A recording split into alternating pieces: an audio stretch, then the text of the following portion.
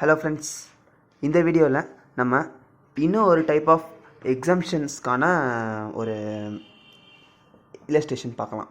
இது கொஞ்சம் கன்ஃபியூசிங்காக இருக்கும். பிகாஸ் இது நிறைய ஏரியாஸ் இருக்கும். ஒரு நான் டாக்ஸபிள் டெரிட்டரி இருக்கும், ஒரு டாக்ஸபிள் டெரிட்டரி இருக்கும். இந்த மாதிரி நிறையா இருக்கிறதுனால உங்களுக்கு கொஞ்சம் கன்ஃபியூசிங்காக இருக்கும். ஸோ இதை எப்படி பண்ணுறது அப்படிங்கிறத நம்ம பார்க்கலாம். ஃபஸ்ட்டு என்ன சொல்லியிருக்காங்க, ஏர்பஸ் லிமிட்டடோட நமக்கு டோட்டல் ஜிஎஸ்டி லைபிலிட்டி கேட்டிருக்காங்க. Passenger travelling from Mizoram to Chennai. நம்ம இல்லைனா இந்த ரூலை ஒரு தடவை நம்ம கிளான்ஸ் பண்ணிட்டு சொல்கிறேன், உங்களுக்கு கிளியராக புரியும். நார்மலாக இந்த டிரான்ஸ்போர்ட்டேஷன் ஆஃப் பேசஞ்சருக்கு பார்த்தீங்கன்னா இந்த சிட்டிஸ்லேருந்து டெர்மினேட்டோ இல்லை இந்த சிட்டிஸ்லேருந்து ஒரு பஸ்ஸோ ட்ரெயினோ கிளம்பியிருக்குன்னா அந்த பர்டிகுலர் டிரான்சாக்ஷனுக்கு ஜிஎஸ்டி கிடையாது அப்படிங்கிறது தான் நமக்கான பாயிண்ட்டு.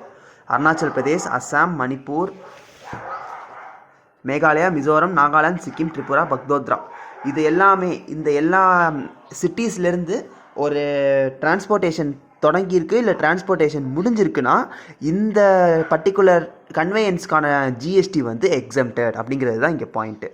அப்புறம் நான் ஏசி கான்ட்ராக்ட் கேரேஜாக இருந்துச்சுன்னா அதுக்கும் எக்ஸம்டடு. அப்புறம் ஸ்டேஜ் கேரேஜுக்கு எக்ஸம்டட். பட் ஸ்டேஜ் கேரேஜ் நான் ஏசியாக இருக்கணும். ஏசியாக இருந்துச்சுன்னா அதுக்கு டாக்ஸபிள் உண்டு. ஸோ நமக்கு இங்கே பாயிண்ட் என்ன, மிசோரம் டு சென்னை அப்படின்னு சொல்லிட்டாங்க. நம்ம இப்போ என்ன பார்த்தோம், இந்த பர்டிகுலர் சிட்டிஸ்லேருந்து கிளம்புனா அந்த இதுக்கு நோ ஜிஎஸ்டின்னு பார்த்தோமா. ஸோ இது மிசோரம்லேருந்து கிளம்பியிருக்கு. ஸோ இந்த 2500 ரூபி வேல்யூ ஆஃப் டிக்கெட்டுக்கு எக்ஸம்டட், ஏன்னா மிசோரம்லேருந்து கிளம்பியிருக்கு. அடுத்து passenger travelling from Chennai to USA. Okay, இப்போ சென்னை டு யூஎஸ்ஏன்னு சொல்கிறாங்க. யூஎஸ்ஏ நான் டாக்ஸபிள் தானே சார், அப்போ ஜிஎஸ்டி வராதில்ல அப்படின்னு யாரும் கேட்டக்கூடாது. கிளம்புற இடம் எங்கே இருக்குது, சென்னையிலேருந்து கிளம்பியிருக்காங்க. சென்னைங்கிறது என்னது, டாக்ஸபிள் டெரிட்டரி. இப்போ நான் லாஜிக்காக இல்லாட்டே ஒரு கொஸ்டின் கேட்குறேன். ஒரு பஸ் ஏறினீங்கன்னா ஏறும்போது டிக்கெட் எடுப்பீங்களா இல்லை இறங்கும் போது டிக்கெட் எடுப்பீங்களா? எல்லாருமே ஏறும்போது தான் டிக்கெட் எடுப்போம். ஸோ நம்ம ஏறுற இடம் எங்கே, சென்னைங்கிறது ஒரு டாக்ஸபிள் டெரிட்டரி. அதனால கம்பல்சரியாக இதுக்கு ஜிஎஸ்டி உண்டு. இதே ஆப்போசிட்டாக இருந்துச்சுன்னா ஜிஎஸ்டி வராது. யூஎஸ்ஏலேருந்து சென்னைக்கு ஒரு பஸ் வருதுன்னா யூஎஸ்ஏல தான் நம்ம டிக்கெட் எடுப்போம். யூஎஸ்ஏங்கிறது நான் டாக்ஸபிள் டெரிட்டரி. அந்த கேஸில் அது எக்ஸம்டட் ஆயிரும். இப்போ சென்னை டு யூஎஸ்ஏனால அதுக்கு ஆட்டோமேட்டிக்காக டேக்ஸ் உண்டு. எவ்வளோ, 500 பேசஞ்சர், ஒரு டிக்கெட்டோட வேல்யூ 45,000. So 45,000 into 500.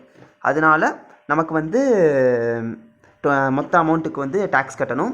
ப்ளஸ் எக்ஸ்ட்ராவாக பேசஞ்சர் டேக்ஸ் ஒரு 40% சொல்கிறாங்க.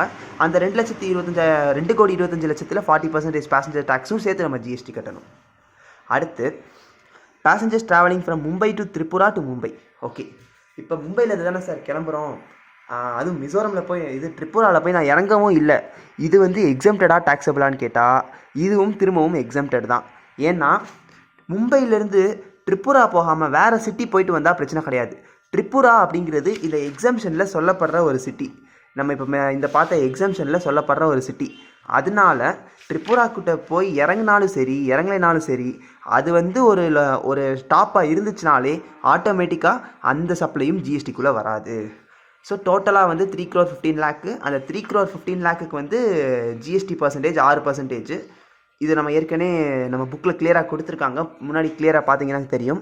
ஸோ அந்த 6% டேக்ஸ் போட்டிங்கன்னா டோட்டல் டேக்ஸ் கண்டுபிடிச்சிடலாம். இது நமக்கு முக்கியமாக இந்த எக்ஸம்ஷனில் பார்க்க வேண்டிய பாயிண்ட் என்னென்னா, அந்த சிட்டி அதுக்கு நடுவில் போனாலும் சரி, அங்கேருந்து கிளம்புனாலும் சரி, அங்கே போய் சேர்ந்தாலும் சரி, அந்த சிட்டி வந்துட்டாலே ஆட்டோமேட்டிக்காக அந்த ஃபுல் கன்வேயன்ஸுக்கு ஜிஎஸ்டி கிடையாது. அதுதான் முக்கியமான பாயிண்ட். ஏதாச்சும் டவுட்ஸ்னால் கமெண்ட்ஸில் கேளுங்க. தேங்க்யூ.